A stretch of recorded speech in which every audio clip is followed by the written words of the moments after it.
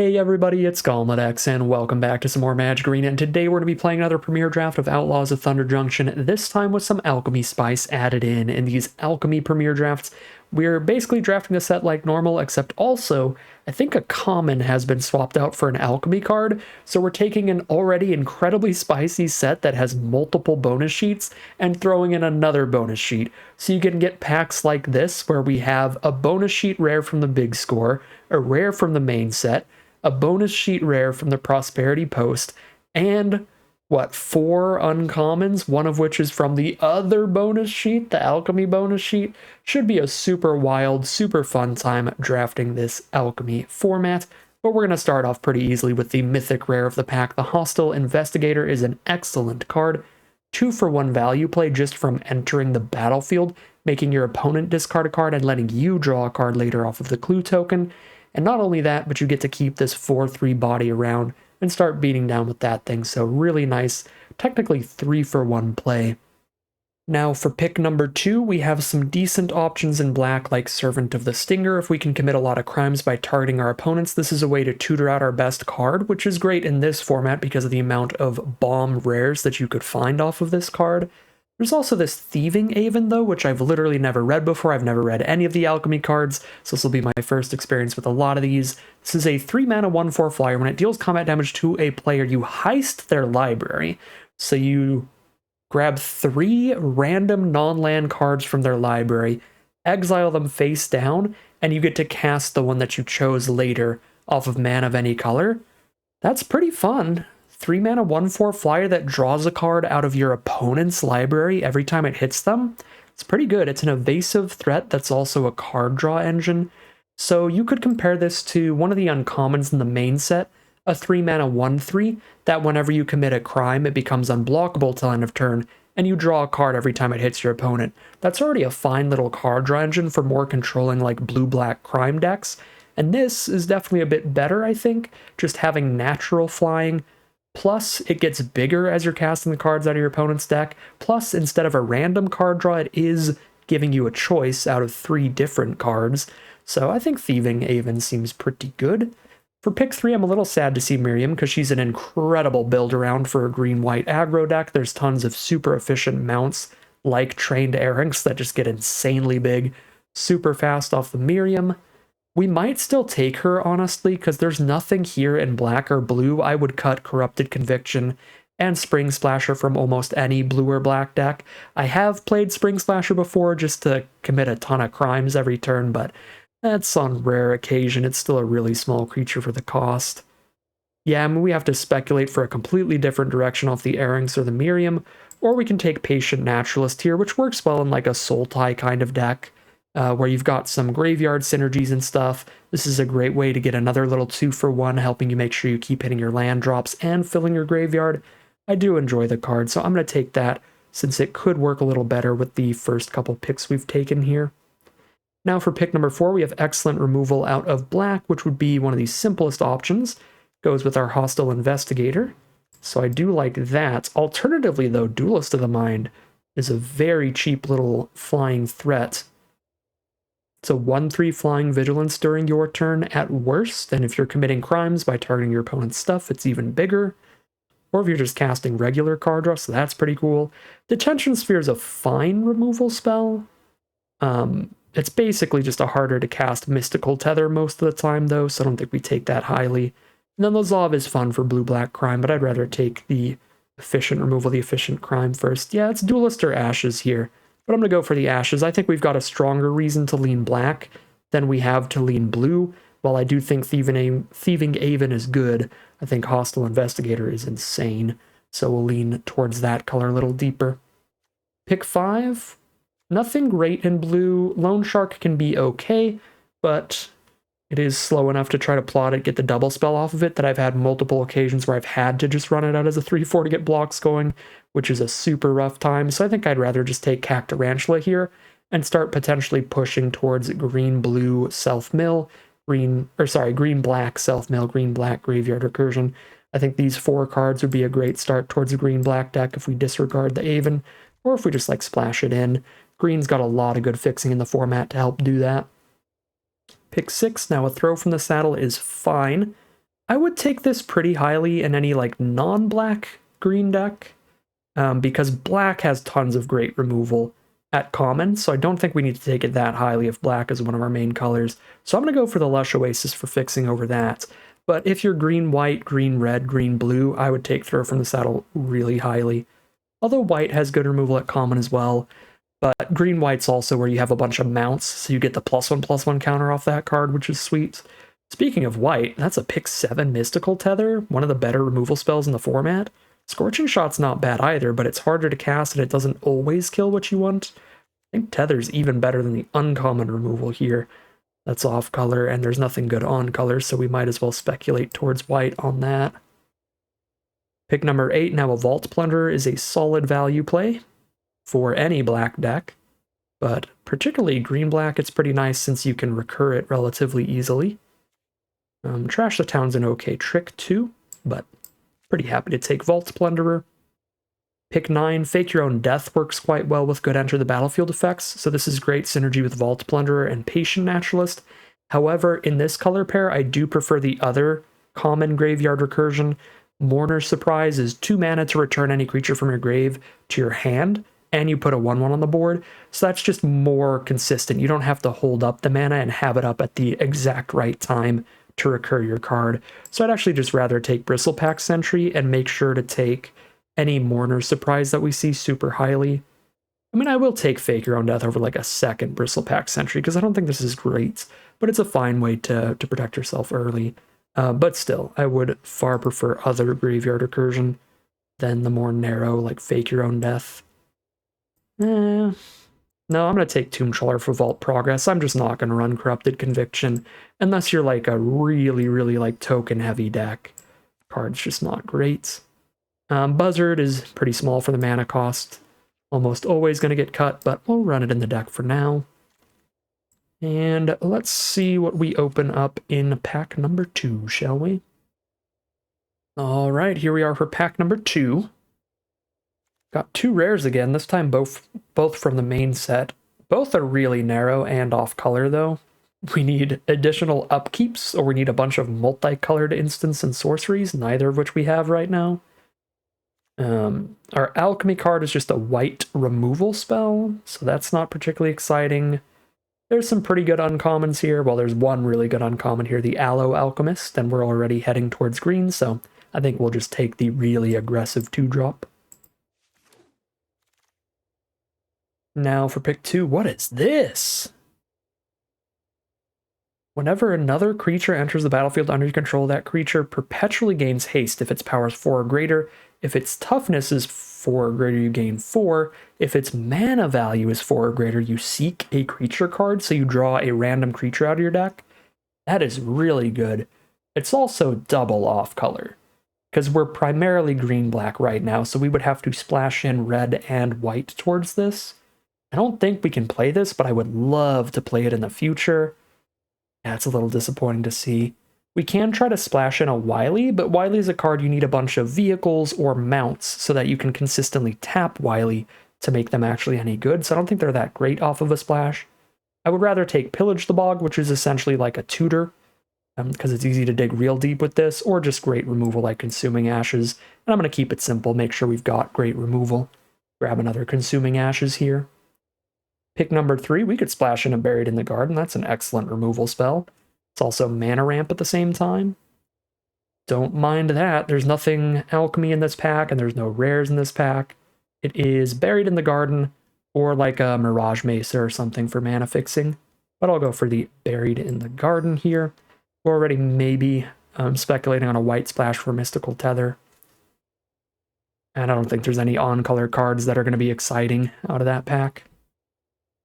Pick 4, we have a pretty good amount of crimes for the Raven of Fell Omens.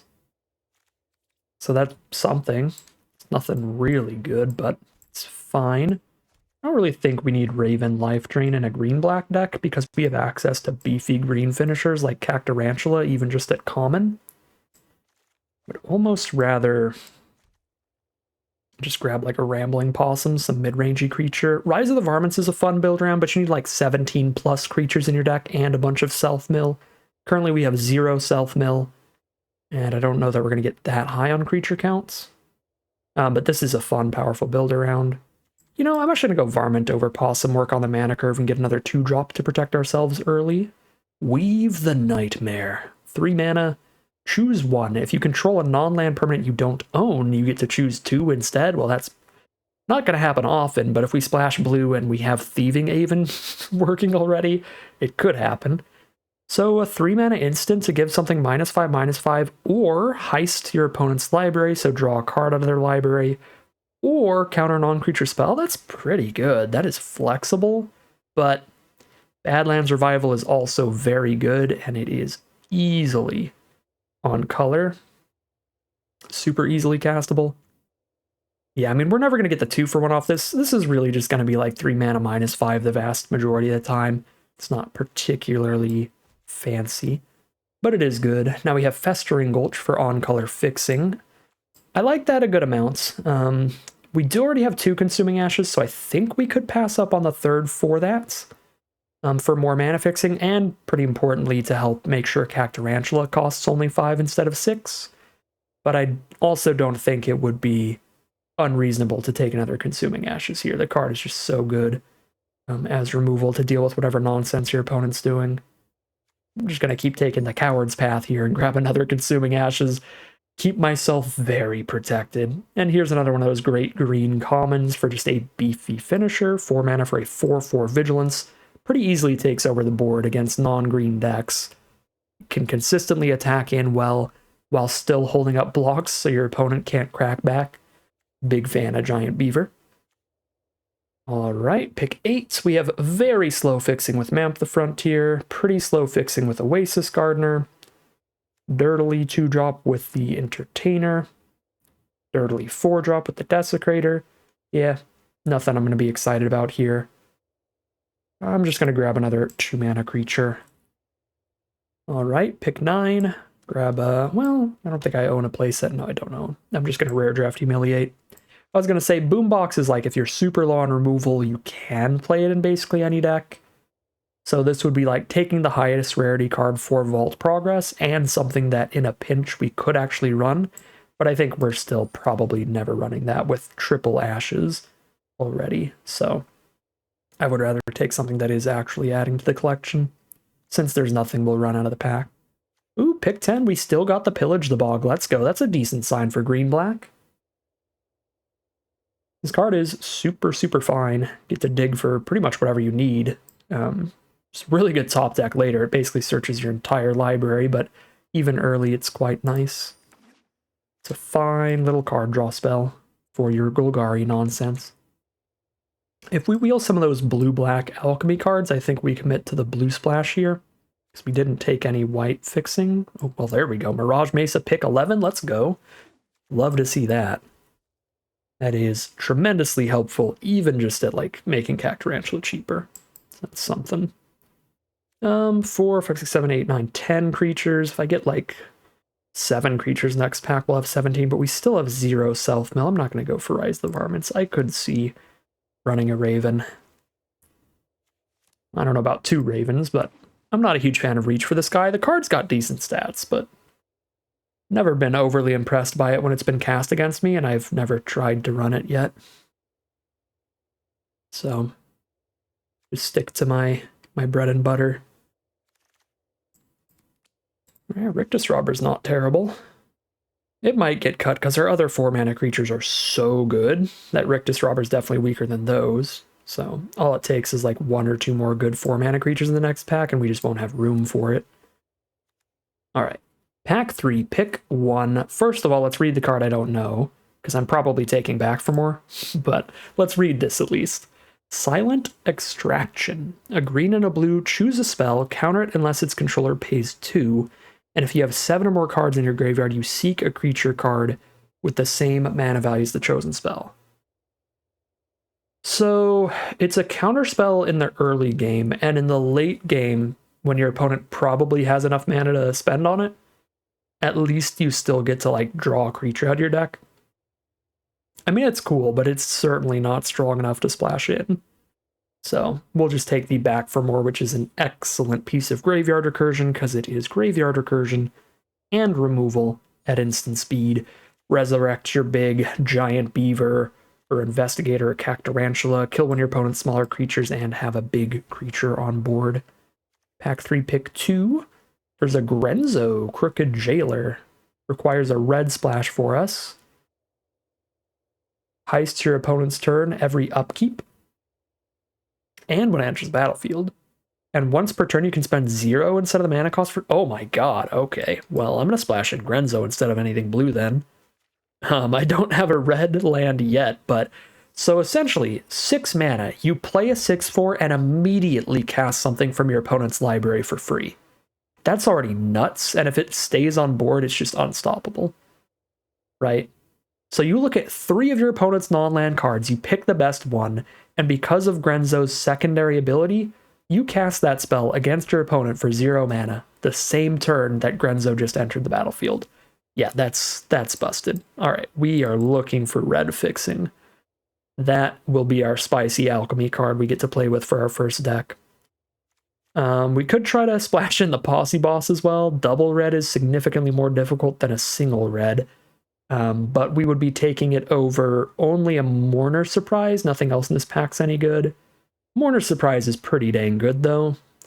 So if we don't get, like, really lucky with the fixing to hit double red, we will be sad that we missed out on Mourner Surprise. So I'm going to take the Mourner Surprise here. I think it's quite unlikely we find enough fixing in a single pack to get double red cards in.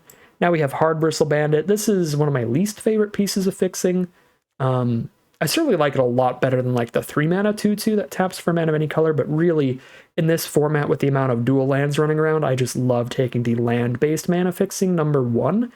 And then number 2, I really like the Tumbleweed thing that searches your library for any desert or basic, puts it into play tapped. That's excellent fixing as well, because if you draw it later, then it's also a giant creature. The Hard Bristle Bandit is one of these cards that it's like, it's only fixing and you had to spend a spell on it. So it's not as good as the lands, and it's not as good as the Tumbleweed that searches for a land. But when you're in a pinch like this and you're trying to get to Grenzo, you absolutely run it. It's certainly better than the 3 mana mana ramp card. 3 mana mana ramp creature. Now we get another Mirage Mesa. Again, we're really just getting the Grenzo into the deck because our core of the deck, our green and black spells, are already strong enough that we just have a good deck. So we can spend basically every pick this pack on mana fixing and be perfectly happy. Pick 6 now. Okay, we can't spend this pick on mana fixing because it doesn't exist.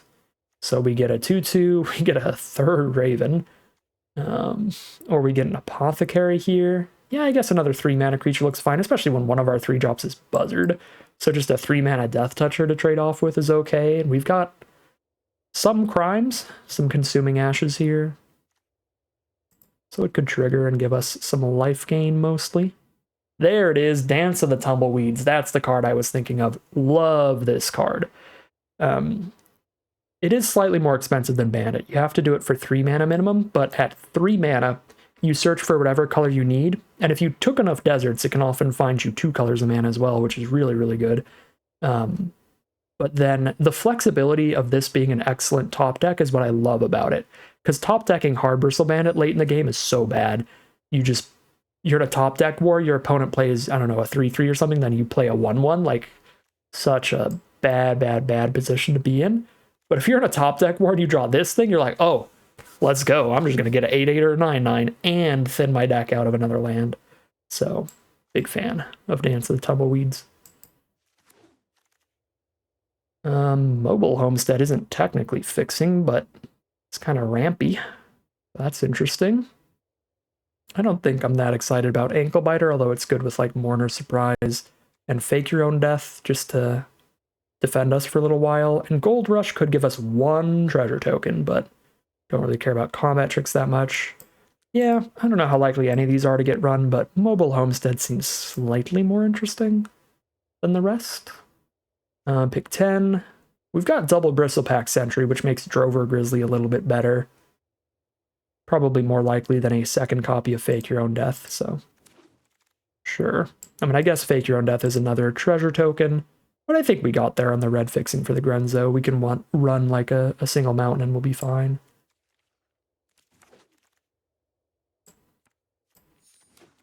I don't really want the 5 mana 5/4. Although our creatures are a bit small for our back for more. Slightly concerned about that.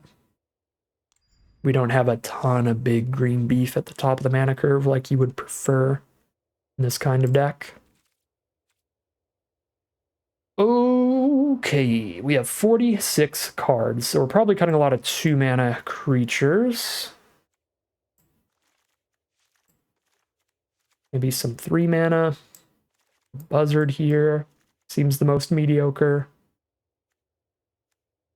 Yeah, with the double sentry, the Grizzly's looking okay. I guess we do get to keep all the 4-drops. We didn't hit another one of those, and we're certainly keeping Cactarantula and Grenzo.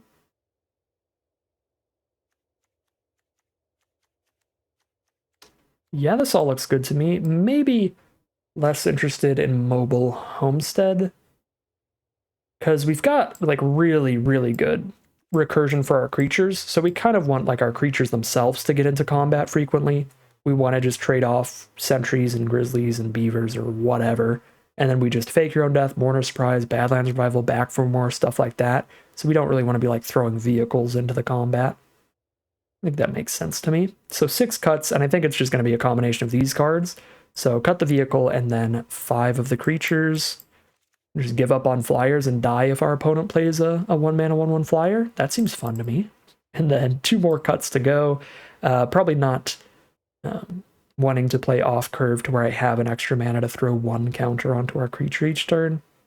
Yeah, and we're never like playing multiple creatures and then getting counters on them with this or anything fancy. So I'll just run 1 piece of main deck artifact enchantment removal, and do really need to keep our eye on the mana base though. We have 9 green and 9/7 thanks to Mirage Mesa, and 3 red, and that is exactly what we want it to be. We're on an exactly even split of black and green.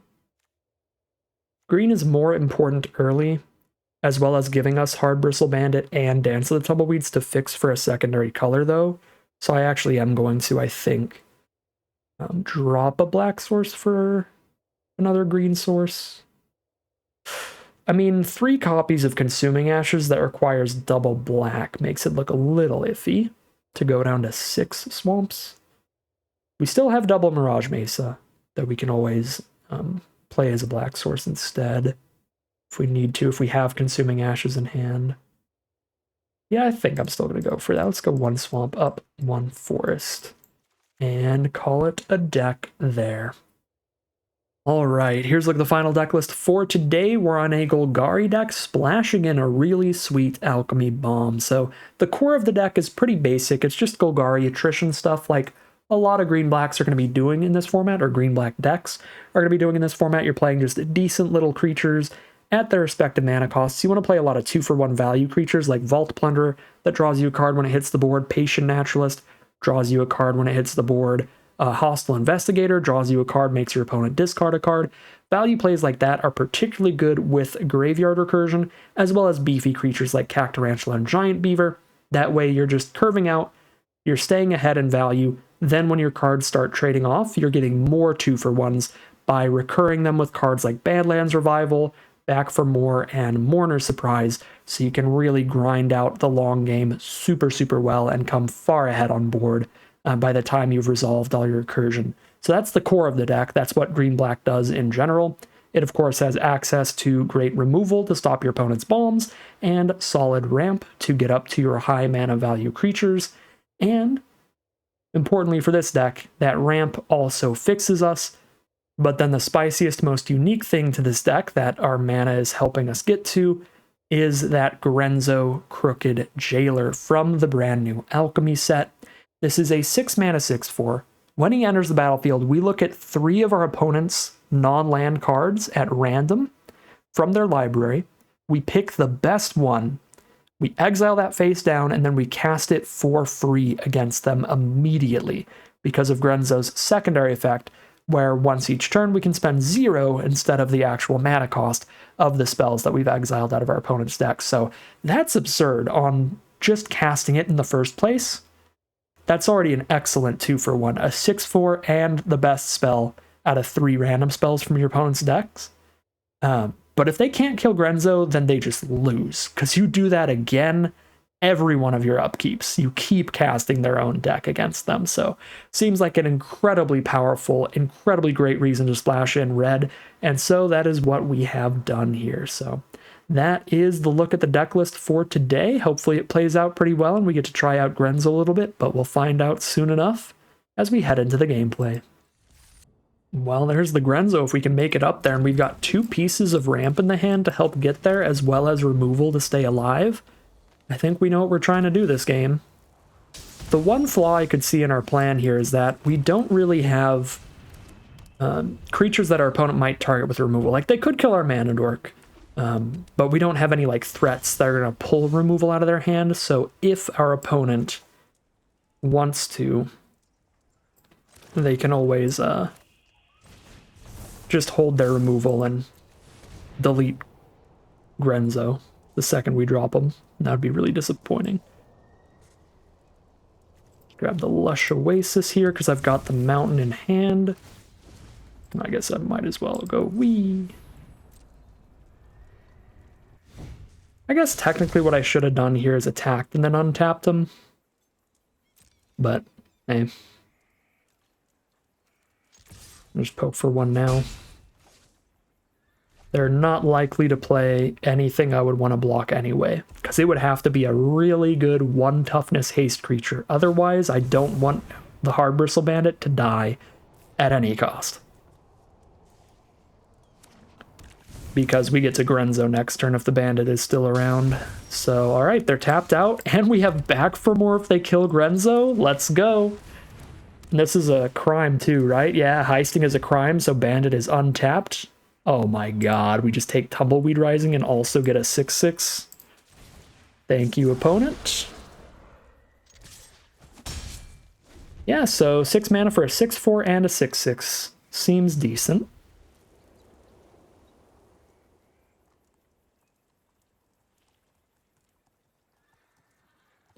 I really just hope they don't have exile removal, and that's not exile removal. They're not on blue, so they can't counter a back for more. I could back for more Grenzo right now, so that if I pull something sorcery speed out of their deck, I can immediately cast it. But I can also do it during their end step to surprise them and get 2 triggers, right? Where I get a trigger when Grenzo enters, as well as during my next upkeep, just like immediately afterwards. Plus this way I have an opportunity to fight off one of their blockers, maybe. Okay, so I can tap this towards back for more, get Grenzo back. The ETB's a heist, which untaps bandit, which maybe gives me fake your own death if they wait. If they wait to kill Grenzo here until after the bandit untaps, then I can just fake his death. But if they do have 3 mana instant speed removal on Grenzo, it's gonna work here. Okay, they do have 3 mana instant speed removal on Grenzo, so that's a bummer, but I still get to cast a card out of their deck. So form a posse, steer clear, or outlaw medic. Well, outlaw medic. Form a posse looks best there. And we've still got more graveyard recursion in our deck that we could draw into for the Grenzo. I feel like I keep calling him Krenko for some reason. I always want to call him Krenko in my head. Should I Consuming Ashes this lookout? You know, I think I will. I am missing out on another point of damage with Bandit. We could be getting so much more aggressive with Bandit.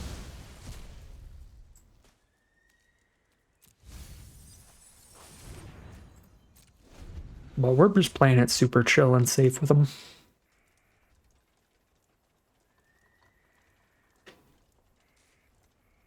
I'll hold off on the Form a Posse for a little more mana. Alright, Dance of the Tumbleweeds. That's going to be bigger than mine by a lot. Well, not enough to beat Fake Your Own Death, but Fake Your Own Death on a token does not work well. Okay, that's very bad for me.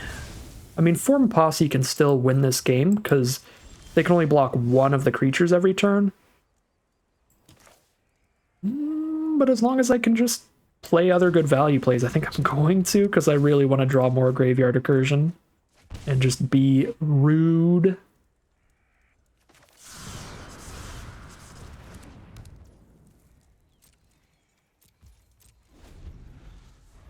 Yeah, our opponent cannot afford to attack particularly well here. Okay, with Calamity they can. Does this work with tokens? It does. Yeah, so Calamity could attack here, but then we just kill Calamity and take a big hit.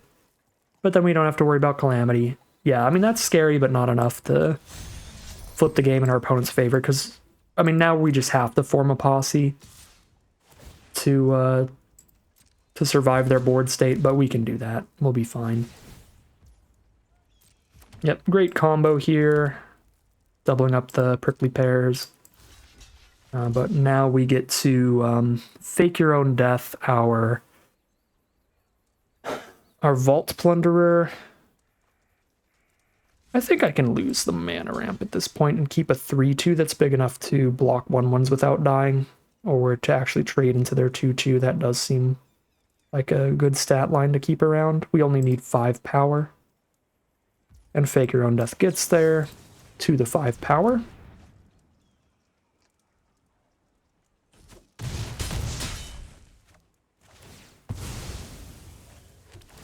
Draw a card. Badlands Revival! Sorry, Forma Posse. I have bigger plans. That is what we have been digging for.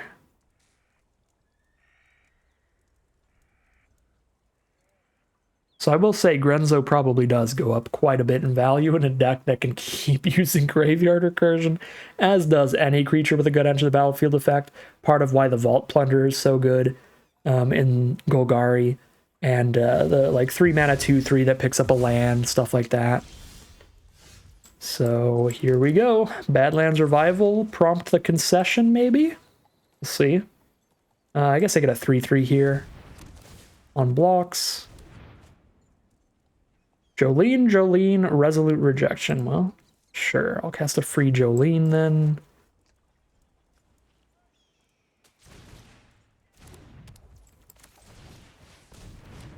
I can throw treasure tokens at their face now. Pretty spicy. Could also clear out their mercenary tokens. Alright, they pass turn and Grenzo sticks around, gets an Outlaws Merriment. Yeah. Magic's a fair game. We've got no way to make something 4 power that's expendable, so we just pass. Attacking with an expendable 4 power creature would be great here with Jolene's ability. Non-token creatures have tap, create a token of a token that entered the battlefield this turn. Okay, so nothing right now, but if they make an 8/8 again, they make multiple. Make like a ton of them. Another Jolene, a steer clear, or a sharpshooter. Just take a sharpshooter, I guess. None of these are actually good, but at least sharpshooter's a 3/3.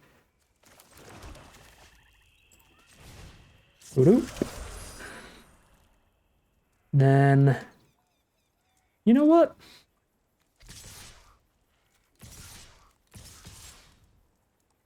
If I saddled up the Grizzly, I could probably have lethaled this turn.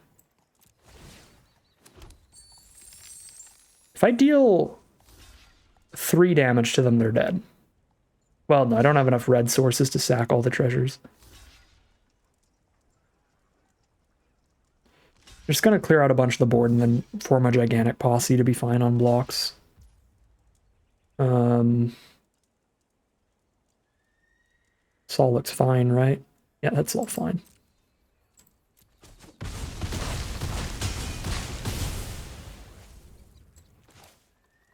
One, two, three, four, five, six, seven, eight, 9. Right? I think. Whee! Alright.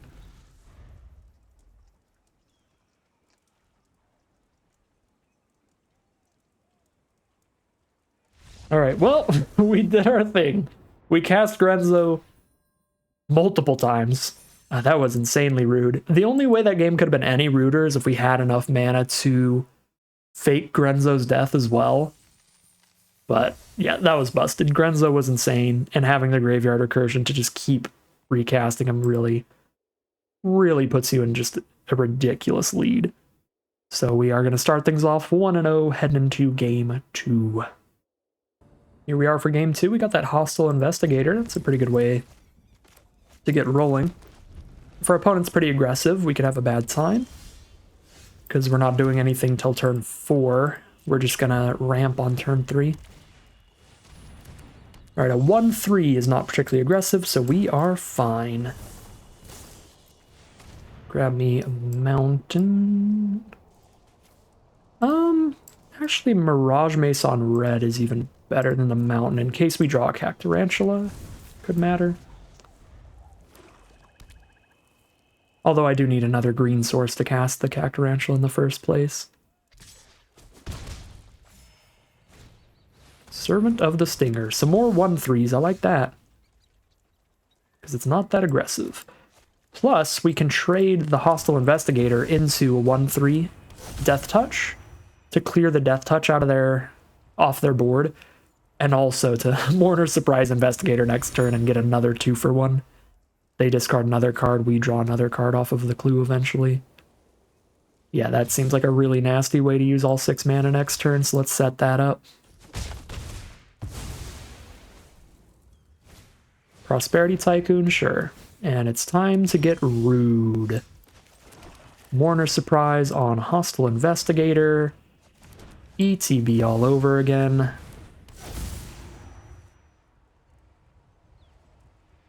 And we are getting far ahead in card advantage. As long as we can stay alive. Should be easy enough. I'm going to take 4 damage this turn, because otherwise I trade Investigator into a 1-1 Mercenary, which is pretty bad. Suspicious Mercenary attack.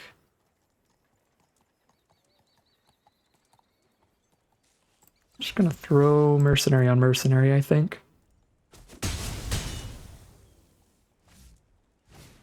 Could be like Desert Stew or something. -2/-2 to a creature. Ooh, hello, Badlands Revival. Now I wish I threw Investigator under the bus again.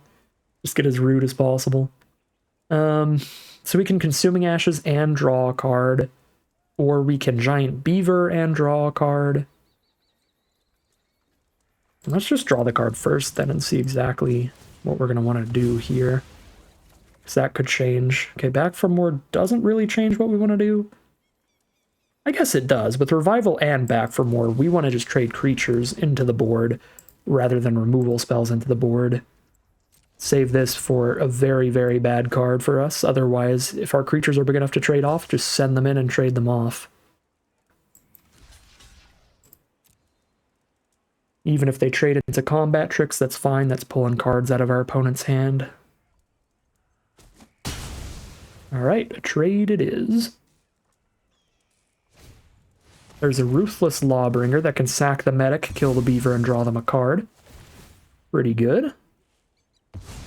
Okay, so the Hostile Investigator is not great with Back for More, because it only has 3 toughness, so it'll die in the trade against any of these, so we probably just want a Badlands Revival right now, which leaves us with 2 mana up, which is exactly enough to crack a clue again. Feels more than good enough to me. So let's do it.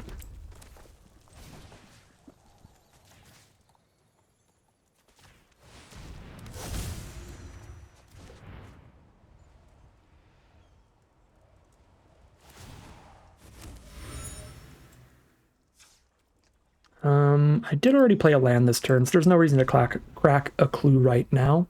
We can pretend to have a Fake Your Own Death in hand. Maybe our opponent plays around it. Yeah, they do spend all their mana to, not all, but a lot of their mana to shut off our block. But that could also just mean they don't have anything left in hand also. Very distinct possibility. Give me the clue. It's a Lush Oasis as the draw. So we're at 8 life. Oh, we drew the Fake Your Own Death, so we did have it the whole time. All right, 5, 6, 7 mana. I can cast a Rattleback Apothecary to start getting lifelink. That feels like a pretty big deal when they've got a land to shut off a blocker every single turn. And then I do want to just get lifelink this turn. Play it real safe here. Exile Baron, get lifelink, and go up to 12. They are done. They are over this nonsense. We've still got 4 cards in hand, another clue, and now we're going to have the better board and a healthy life total. So we start things off 2-0, heading into game 3. Just a nasty game of attrition with the 2-for-1 enter the battlefield effect over and over. All right, here we are on the play with a bunch of ramp for game 3. I'm perfectly happy with that. Pillage the bog for late game because we know what we're doing every turn for quite some time. Bandit into Plunderer, into Dance, then Pillage once we have like 5 lands or something. So that's basically just search your library for Grenzo, put them in your hand, shuffle. Should be pretty good. So Bandit is going to be towards Vault Plunderer and a tap land being played this turn. Just going to grab our second black source and our red source. Oh, hello, Miriam. Don't like you being around here, but if they don't removal spell, they can't attack with Miriam for the turn through the Plunderer, so let's just plunder. Find a Cacturantulus. I do want a second green. Some point soon. But we have 3 double black spells in this deck. And obviously the red for Grenzo is super important. I guess Bandit can be the red for Grenzo. So we grab the green here and the black off Dance of the Tumbleweeds unless Bandit dies. If Bandit dies before we dance, then we grab a red source off of Dance. Okay, there's Grenzo.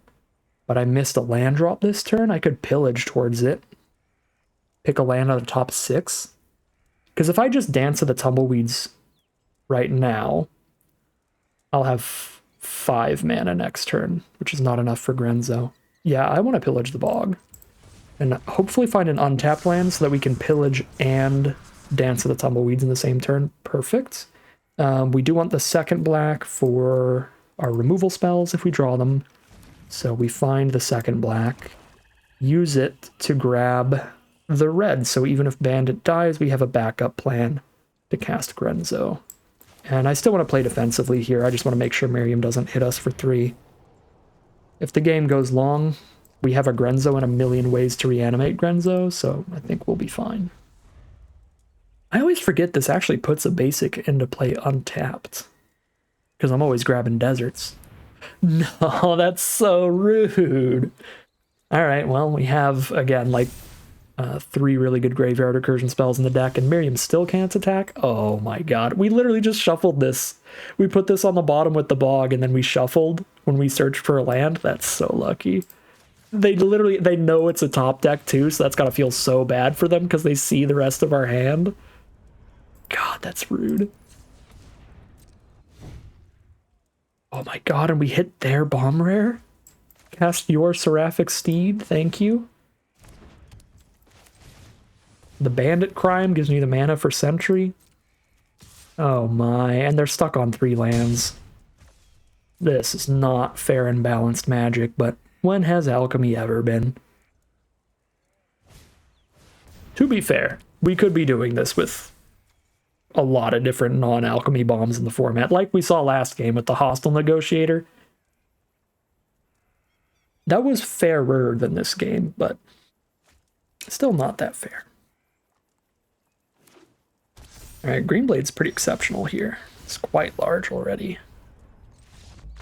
Yeah, they're done. The second that they're like, wait, it happens every upkeep? It's like, yeah.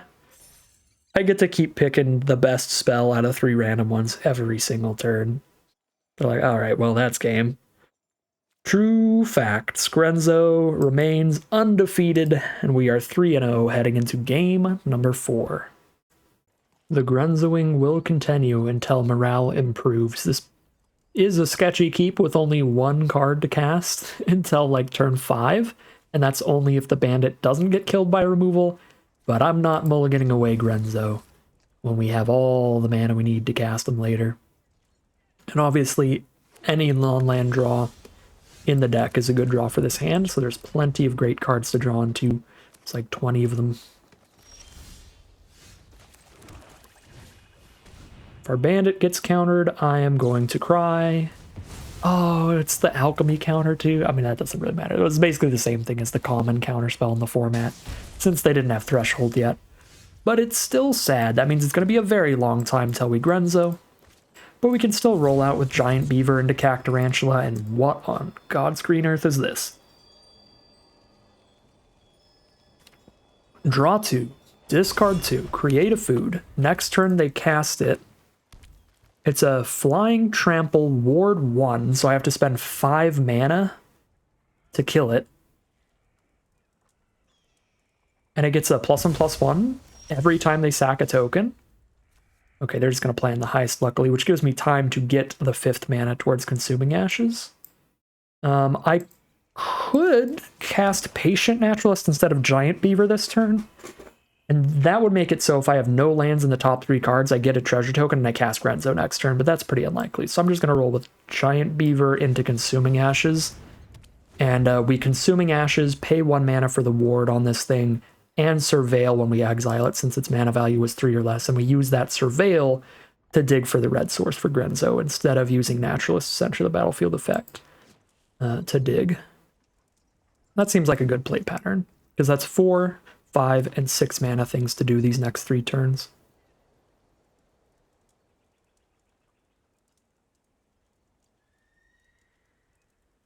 Alright, and I see why they plotted... My AC just turned on and my napkins flew everywhere. I was going to say, I see why they plotted the plan the Heist was because they didn't have double blue, but I guess they're just going to leave it there, so they are going to actually fully wait until they have the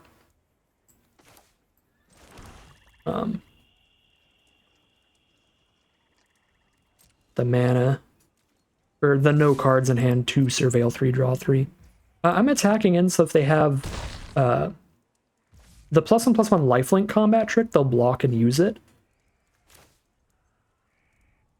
And then I can respond with this, and we 2-for-1 them. If they have the Snakeskin Veil, we're doomed. They get us with Snakeskin Veil here. But let's hope not. I mean, we're not doomed, it's just, it's not good. We are going to start taking 5 damage a turn in the sky until we can play Cactarantula, but I guess we could play Cactarantula next turn. Yeah, that's right. Snakeskin Veil wouldn't be that bad for us. It would be sad, for sure, but they would need to have Snakeskin Veil to save that, and then something else to kill Cactarantula, since that has reach that could block that flyer.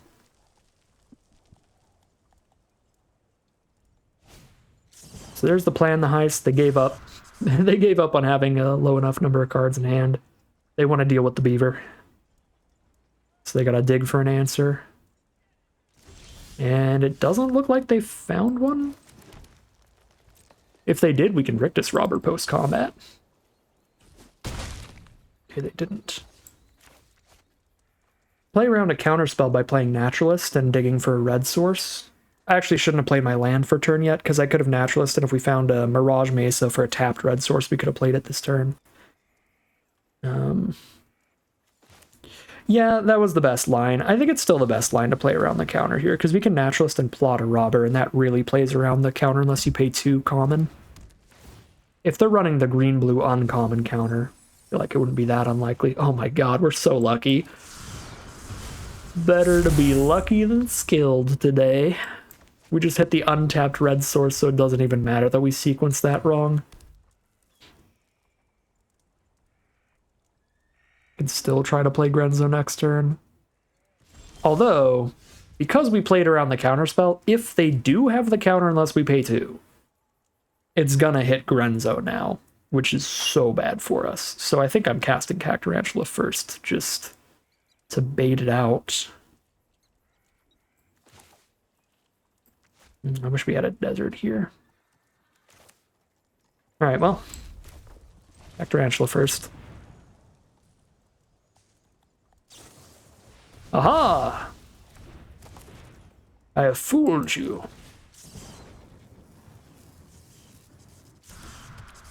All along.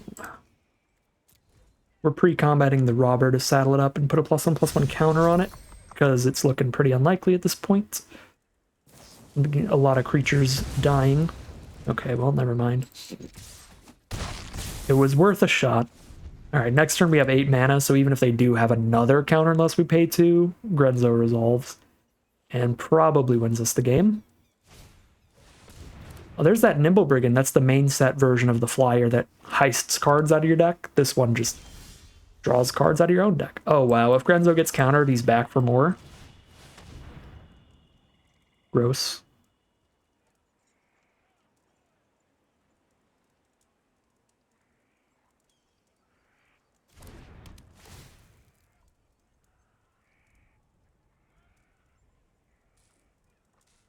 Oh, no. Oh, no. And if I have 3 or less from your graveyard to the battlefield tapped, just get back an apothecary or something. Oh my god.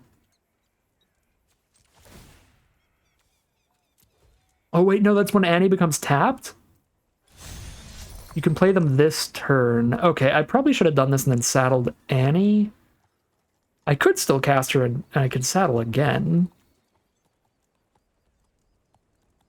I think I'd rather have a surprise blocker in case of weirdness. Another thing you can do with saddle cards that's nice to keep in mind is you can like over saddle. You can saddle with both of these just to put the counter on Naturalist instead of Grenzo. And Grenzo's ability does work once each turn, so we can still do Annie at instant speed.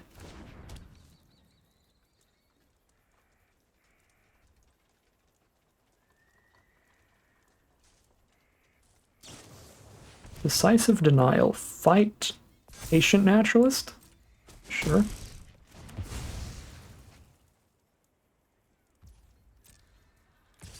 So they get to send in the Brigand. None of these have an ETB that does anything to that, right? No, they don't. So they get to draw the card. But if they don't find some really good 2-mana interaction, they're just going to be dead on board. And it's almost impossible for them to play around. Is Heist face up? Have I been just not paying attention to that the whole time? I want to check that real quick. I actually don't know if Heist is face up. Exile one of them face down. Okay, yeah, it is face down, so they don't know about the Annie. Cool. It wasn't relevant until now, because every other time we just always wanted to play it immediately. I guess it was relevant when we had their Forma posse to make a bunch of mercenary tokens. It was relevant that one time. But yeah, this was the most relevant time that they don't know about our flash creature.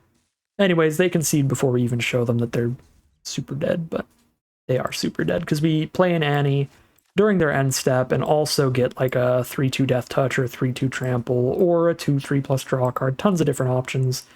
Either way, they have one blocker. They block Grenzo, take 4, 5, 6, 7, 8, 9, 10, 11. Plus we can back for more to kill something. Super gross game. Grenzo continues to be unbeatable and pilots us all the way to 4-0, undefeated, as we head into game number 5. Here we are for game 5 with some normal Outlaws of Thunder Junction nonsense. Hostile Investigator from the big score out of the main set, gonna be our big winner here. Uh-oh. There's Battlefield, discard a card, and then Heist our library.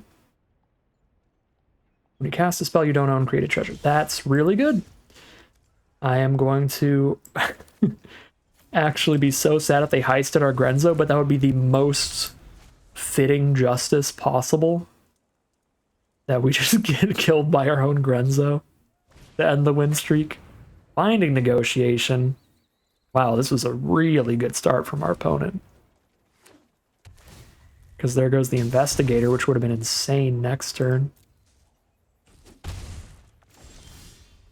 Yeah, and we're just completely stuck now. Just playing some very basic cards here. They have completely nullified our bomb power. And 2/2 first strike is gross. For only 2 mana. Yeah, that completely holds off the Drover Grizzly. We are a mana off from a good Dance of the Tumbleweeds, so we should probably wait for that.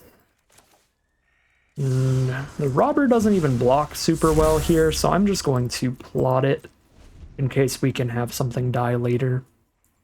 But I will cast it the second we actually need it to block, because it's not attacking or blocking well at this rate.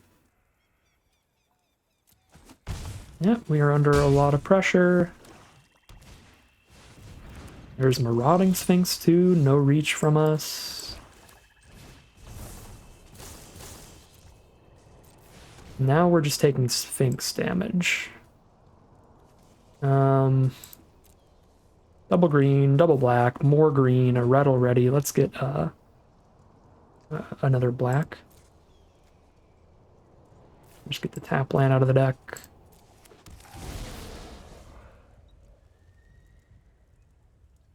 Once again, I don't think a 4/3 affects this board.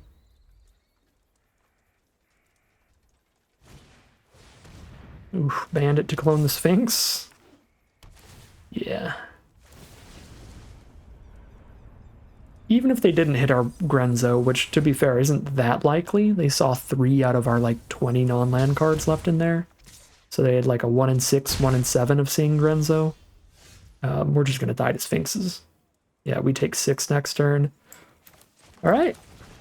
Well, that was just the curve out they needed to stop us here. If we could have resolved Hostile Investigator, that would have changed this game dramatically, but one of the most well-timed binding negotiations I've seen. They didn't hit the Grenzo. They would have played it here, I think. Well, no, they probably still would have played Triumphant Getaway, because now if they cast one of our cards, we die immediately.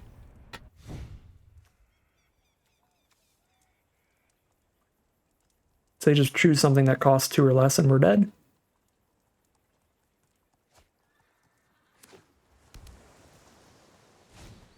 All right, there you go.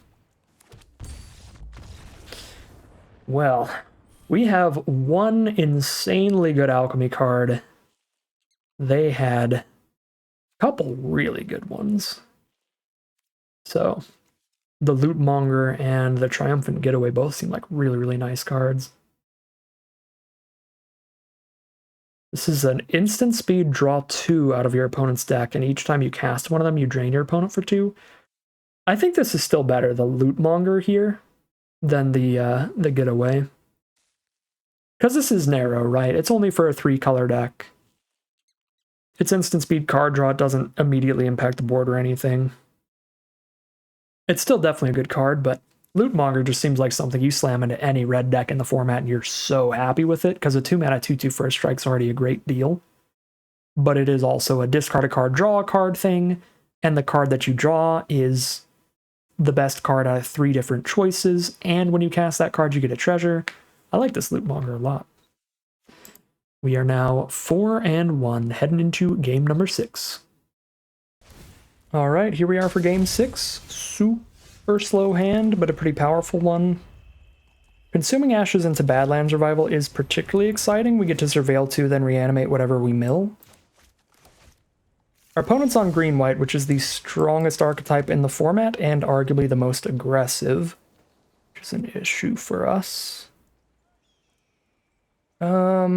I think this is bad enough that we want to play a 1/1 just to trade into their 2/1 here, just to hold it off and slow down the game. This is scary enough with how slow the hand is generally. Give up on that graveyard recursion value when I have a Badlands Revival anyway. Cool. Hostile Investigator's a sick draw.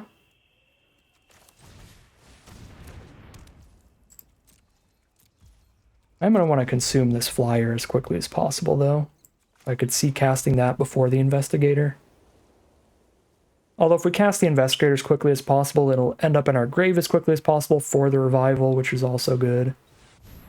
Alright, Alchemy Bomb. The next non-creature spell I cast costs 2 more. Ew, God. Man. That is super frustrating. Well, I guess we definitely cast the Investigator then. Again, that card is like not the most insane thing in the world. It's just really nice in this position. Just sort of how last game felt too. It was like just the right alchemy cards to ruin my day. But I mean, the first striker was great, but the finisher there was perfect. Yeah, that is a ton of mounts, and I would have absolutely killed Griff here if it weren't for this random Realm Warden thing. And now I'm just going to die to Griff before I can afford to kill it. I can draw a card and play Apothecary at least for the turn.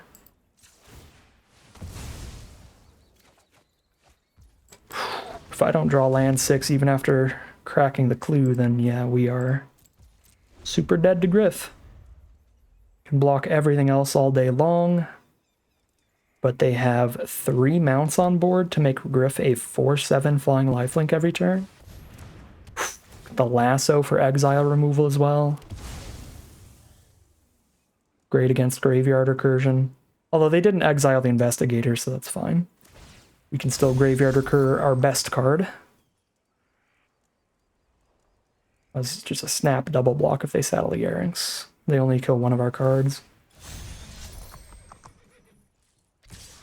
Okay, that attack is actually really good for them, though. Wait, no, it's not. Yeah, I can still just double block. This is just snap. Snap block. We kill both of these.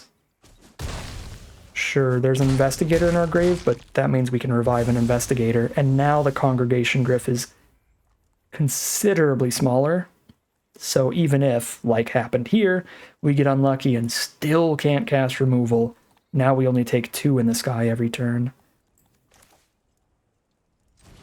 Although, unfortunately, I don't have great blocks anymore on the ground. Take your own death would be good if it wasn't 4 mana. Delete this card. Remove it from Arena. I can't believe we're just single-handedly getting bodied by Realm Warden. Because we would be so far ahead right now if these spells were their normal mana costs. I don't think I can afford to not chump.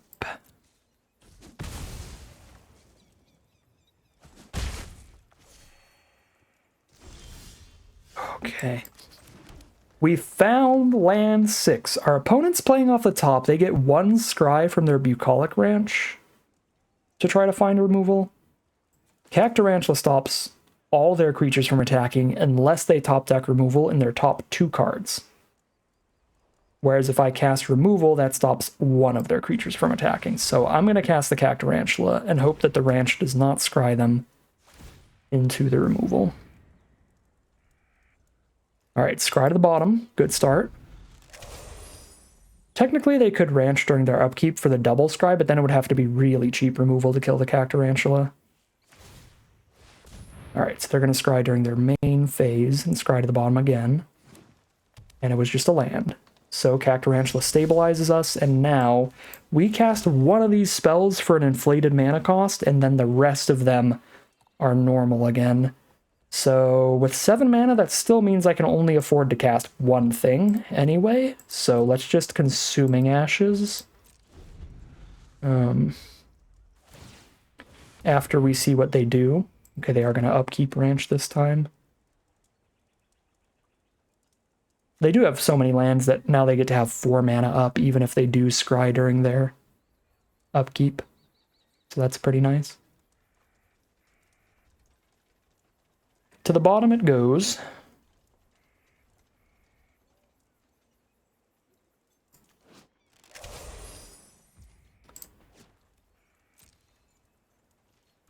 And they pass turn, so we Consuming Ashes the flyer, I think, because it's going to be easier to establish other ways to deal with the ground creature than it is to find other ways to deal with the Griff.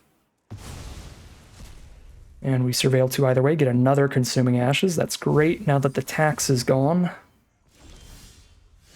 I can Fake Your Own Death and Consuming Ashes, but I would rather just Badlands Revival now that they have 1 card in hand. And we get to hold up the Fake Your Own Death still. Actually, might have been better to just grab the 3/3 here because they have a 2/2 first striker. So just a 3 toughness blocker is kind of a big deal, but Investigator's also a 3 toughness blocker, and I can crack the clue if I don't cast Fake Your Own Death. Super happy their 1 card in hand was Take Up the Shield, the white common combat trick, and not Snakeskin Veil, the green one. Because if it was the green one, they could have saved the flyer. And that would have been not horrific for us, because we'd still have a Cactarantula on board, but it certainly wouldn't have been good.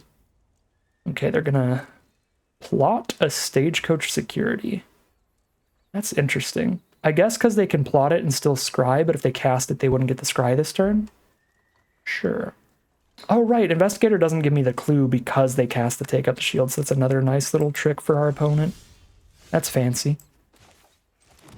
Alright, they're at 33 life, but we have double Consuming Ashes, Fake Your Own Death. We can start putting the pressure on here.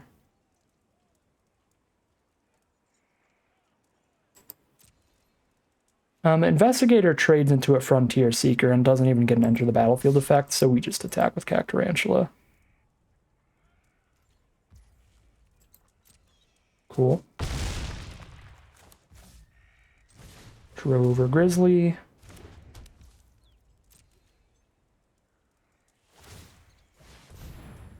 The scry from the ranch to the top.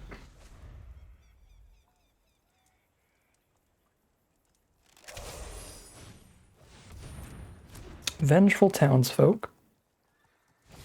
There's the Stagecoach Security. Big Vigilance swings for the turn. Make the Realm Warden pretty big.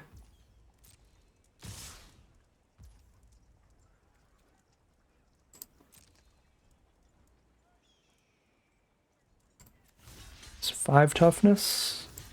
So goodbye Realm Warden and goodbye Frontier Seeker. Could Fake Your Own Death, but there's no really good value Enter the Battlefield effects going on right now, and we'll still have plenty on board if I Consuming Ashes a Townsfolk instead to get ahead. So I'm going to do that. There's a fine value to Fake Your Own Death the Vault Plunderer, but I'm going to get really greedy with this card because I think we're already in a really good position. We don't need to keep more creatures. Oh, Pillage for Grenzo? How many cards are in my library? 20? If I mill the Voracious Varmint, it's slightly more likely Pillage hits Grenzo. Oh, I don't have red. Somehow. Well, never mind. I can Fake Your Own Death into the red still. That's solid. That's the plan, probably. Let's Fake Your Own Death into red. Get in here, buddy. Don't you even worry about your mana cost. We'll just Fake Our Own Death. I'm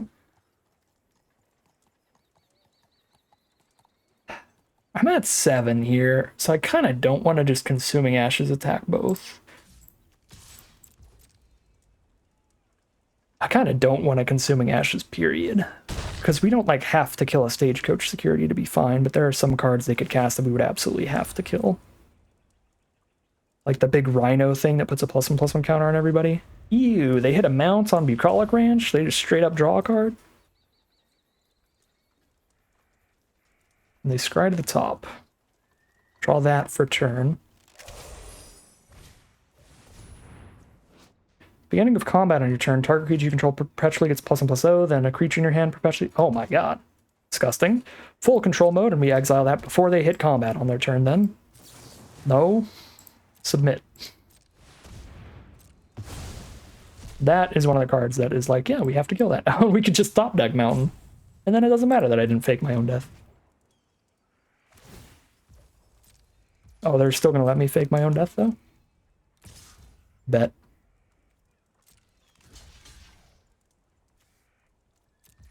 I don't actually think I'd do it with Grenzo in hand, though. Now that we have the Mountain. If I didn't just hit the Mountain, that would have been the perfect opportunity, but we hit the Mountain, so... It's party time. They have a lot of bombs.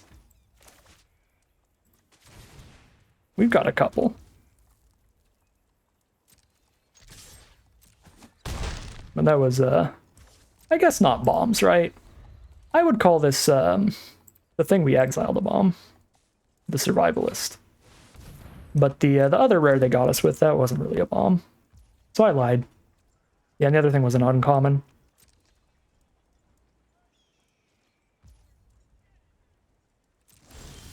Go, Grenzo, go. Incredible mana now, off of Buried in the Garden. Should use their own steed against them for flyers. Oh, they do have a Snakeskin Veil. There they go. It was a little late, but it arrived.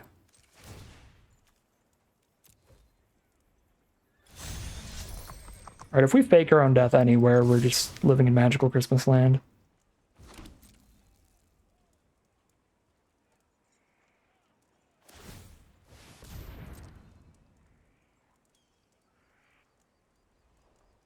They could just not block, and then we have 2 blockers up and a fake your own death.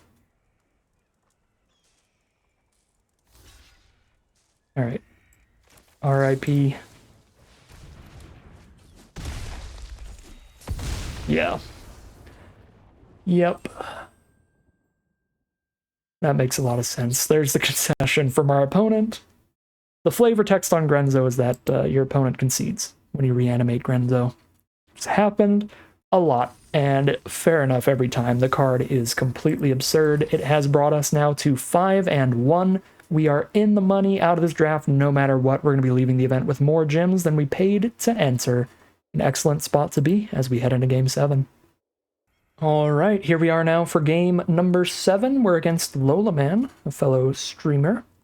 No green source is an issue, but we've got Plunder to draw a card, and we're on the draw towards a green source, and we have more green sources than any other color at 10, I think? I think it's 8 forests and 2 Mirage Mesas, so with the Plunderer and being on the draw, I think this is a reasonable keep.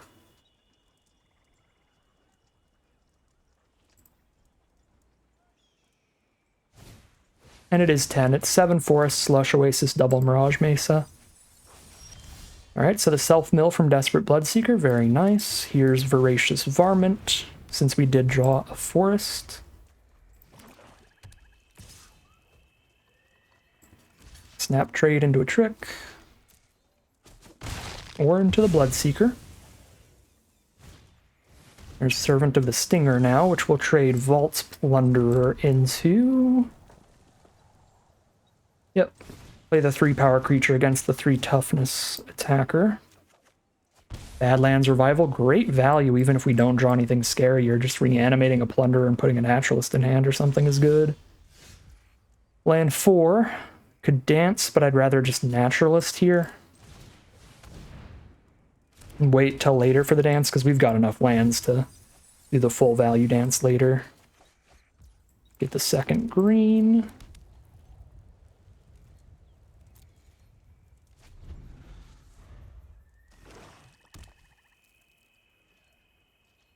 Alright, pass from Lola. We find a Bristlepack Sentry. We're 1 turn from a full dance. Let's plot the Alchemist. And probably cast a Sentry.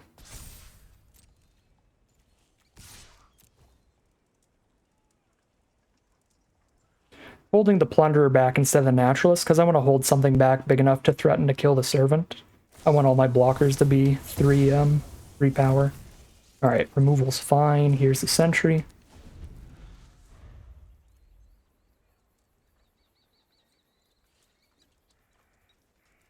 I don't want Lulaman to tutor out a bomb here with the Servant.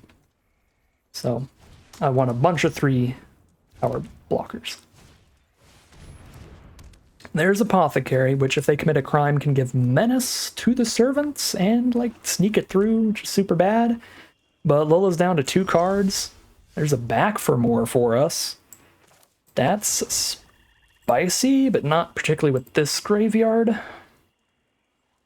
I am pretty confident the spiciest play is to Dance with the Tumbleweeds right now, so that's what I shall do.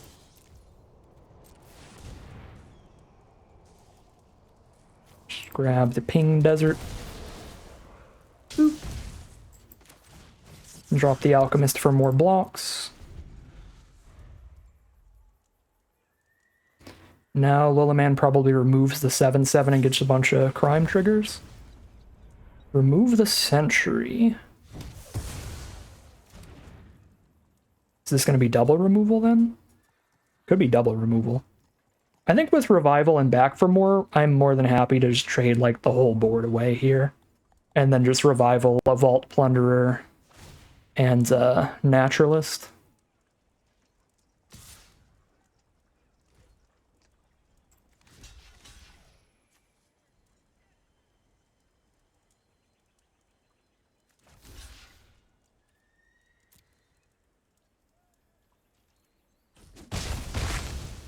Alright, cool. Solid 2-for-1 trade for Lola. They're down to 1 card. Now we are on Badlands Revival.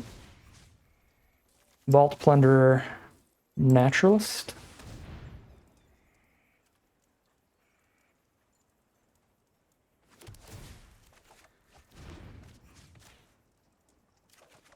Find a land to cast the Naturalist. And we're taking the Naturalist because we have this back for more, but nothing good to reanimate with it right now.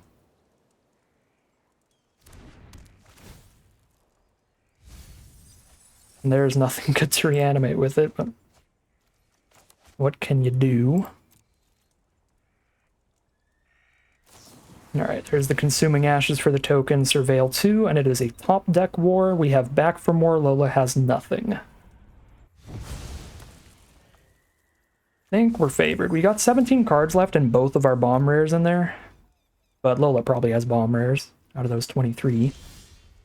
Hard Bristle Bandit. Well, this is what I hate about the card. It is super bad right now. Oh. Am I impatient enough to trade Vault Plunderer off just to back for more? Probably not. Naturalist is a fine attacker, though. It gets their Death Toucher out of here, or just gets damage in.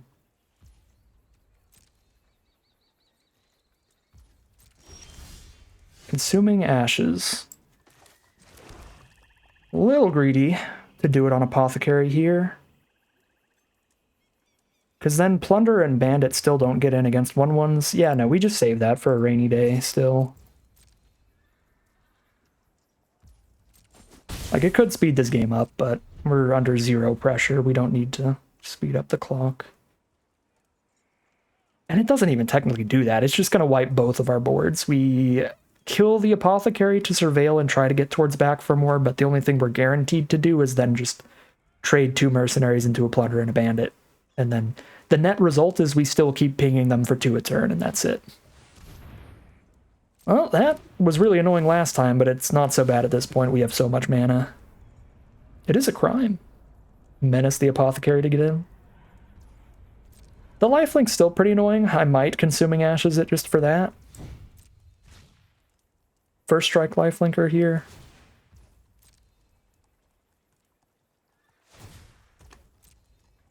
Although I suppose I'm in a perfectly fine position to Ashes the Apothecary instead and still have the back for more for the Realm Warden later. Yeah, let's just Ashes that. Take 0.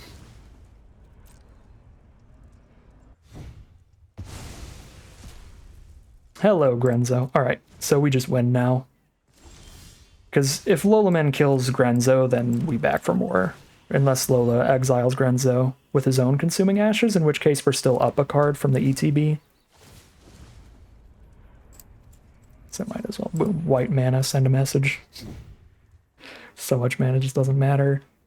Rictus Robber or Lawbringer? I guess I can sack the Bandit here. Which is cute. Sure.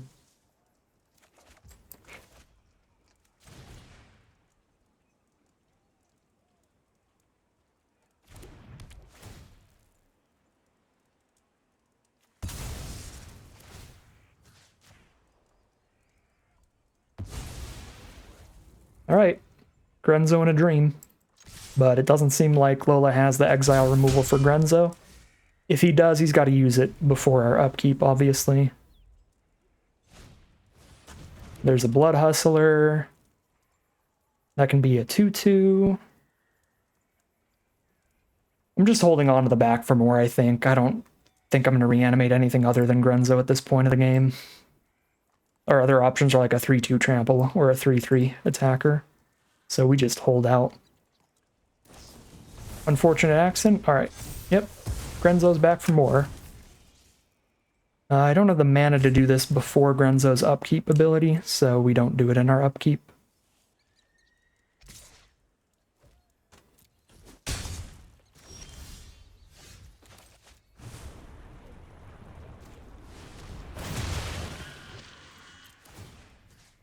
Fight Blood Hustler, cast another card, ambush Gigapede, sure.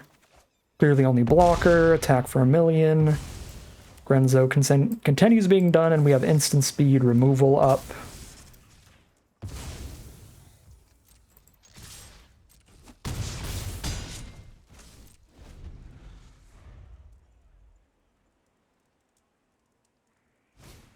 Lassoed by the law. Goodbye, Grenzo. But Lola's low enough now, he's already done on board, even with that. One more card in hand. I guess I do have to exile a token with Consuming Ashes for him to be fully done on board, and that seems a little bold.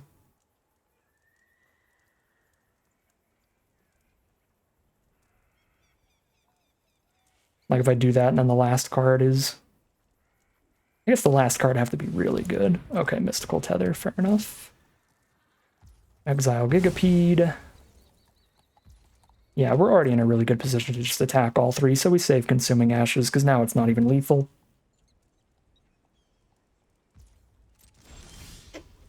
Hello, Drover Grizzly.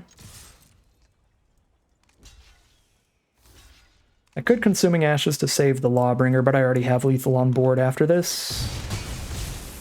With Naturalist alone, but especially with Grizzly. And there's the concession from Lola. Grenzo, just a little too much even for the top mythic grinders. We are now 6-1, heading into the final battle with 2 rounds in the chamber. All right, here we are for round number 8. What could be the final battle if we manage to get the mana to get to this Grenzo, because I don't think we've lost with Grenzo. I don't remember our one loss. It's already been too long, and my short-term memory is poo-poo. But we've got a great start here, especially drawing into Vault Plunderer. We have the Sentry to hold our opponent's creatures off and preserve our life total, and the Vault Plunderer to draw a card and also just trade off. And our opponent is not an aggressive archetype. They're blue-black, which tends to be more controlling. They can do a lot of splashing and playing a bunch of removal to help stay alive till they play big bombs like Grenzo as well. In the main set, my favorite blue-black decks have been control decks with Gisa, but that's because Gisa's completely busted. You can swap Gisa out for like any bombs, and that's the general deck idea. Control everything your opponent does to stay alive, and then play bombs later. Alright, no red source yet, and no treasure production in hand. But I could get some Surveil going with this Consuming Ashes. Yeah, we might want to clear out the Brigand, stop at least one of their 2 card draw engines here. Every time they commit a crime, this is unblockable to poke us and draw a card, and this one goes back to their hand to get replayed and draw another card. I don't like losing the Consuming Ashes so that I don't have removal for one of their bombs later, but I do really like surveilling here and getting closer to some kind of fixing for Grenzo, so I'm just going to cash this in. And there it is, so I guess I didn't need to cash it in, but hey, there's a Badlands Revival to go with the Grenzo too. Apparently I'm just supposed to put my trust in Arena today, and just not even surveil. Just let the draws come, and they're going to be perfect, and we'll be fine. Another Intimidation campaign. They commit 1 crime and go crazy into Value Town. Luckily for us, and unluckily for them, they have 3 lands on board still. They've missed 2 land drops. I'm pretty sure they were on the play here somehow. And yet we have twice as many lands next turn if they don't play their 4th. Okay, they did finally hit their 4th, and now they could play like a Consuming Ashes and have a couple more pieces of card draw back in hand, but then they have to discard because they miss so many land drops that they would cast 1 spell, have 6 cards in hand, pick up 2. I guess the nice thing is you don't have to pick this up when you commit a crime, right? So they can just play it right to where they remove like Apothecary, pick up 1 campaign, and don't discard the hand size. Although, if they have Consuming Ashes, their best play is to just pass turn, because that's instant speed. And they can use it to kill Grenzo if we cast it. Or like a 4-power creature to stop the sentries from hitting them. So even if they don't expect us to play a bomb, if they have instant speed removal in hand, they probably wait regardless. Unless it's 1 mana instant speed removal, which is so unlikely. No, they're just going to main phase it. I mean, they can do that to play around Snakeskin Veil. We are on a green deck, and that is a very popular common in green to give hexproof. So fair enough, it is not going to play super well for them, though, because now Grenzo sticks around till their next turn, and then I Badlands Revival Grenzo after they kill it again.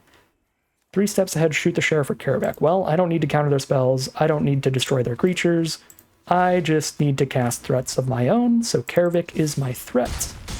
And they're down to 7 already. This is disgusting. If they tap out for a removal spell, they're just dead on board. We just play a 4-power creature. Doesn't even have to be Badlands Revival and Grenzo. And double Sentry, Plunderer, and Karavak is super lethal. So just rough draws for our opponent here. I think they kept a 3-lander and just missed on so many land draws, even with 2 pieces of card draw, the double Intimidation campaign. The game's still not totally over. Okay, well now it is. There's like nothing for 2 mana that's going to save them. I'm like, there's probably something, like 1 really specific mythic that could technically survive for like 1 turn. Canyon Crab is absolutely not that card, though. Oh yeah, and Karavak literally... Grenzo technically commits a crime every turn, so just Grenzo lets Karavak recast our removal and clear the crab out anyway. Filthy stuff today. We just bombed all over our opponent, but that's a lot of Outlaws of Thunder Junction as a format, even without Alchemy. There's some really, really scary rares that are great to build around, and this shows off what green-black as a color pair is so good at doing. Again, the core of the deck gets to play plenty of good commons that are 2-for-1s, so that just recurring these throughout the game is pretty good. Getting their enter the battlefield effects over and over again to get far ahead in value. But what is so nice about green-black is you find a single really good bomb, or ideally, like this deck has, 2 really good bombs with great enter the battlefield effects, and all of a sudden they completely warp the game even more than they would otherwise, where you get to cast them initially, and even if they're dealt with, you're then recurring them again with Badlands Revival, or Back for More, or Mourner's Surprise, or Fake Your Own Death, and just getting even farther ahead off of these busted cards.